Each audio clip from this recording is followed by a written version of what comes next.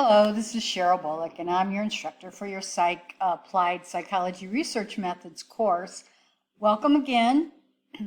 This is week one, and I know many of you are probably very apprehensive, which is quite normal for this course, but I want to give you my personal assurance that we designed this course, that if you do your homework and you say, hey, I can't just, start working on my project 5 minutes before or even an hour before, you can reasonably expect a B or an A.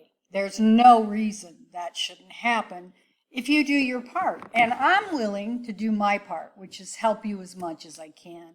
But quickly, I want to talk about something that I think might be giving some of you stress, and that's using Excel. So I'm in Unit 1. At the end of the course material is where I am in Unit 1. And I just want to talk about this.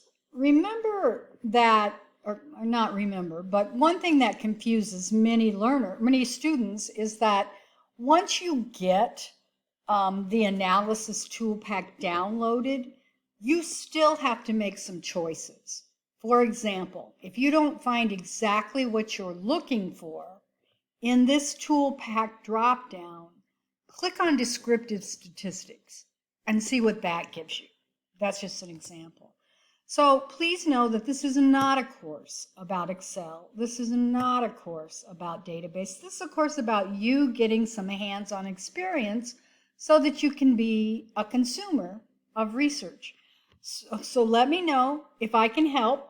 I'm really glad you're here. Honestly, please, before you let this cause you stress in your life, take a deep breath. And this is a very doable course. I'm a very helpful professor, I promise.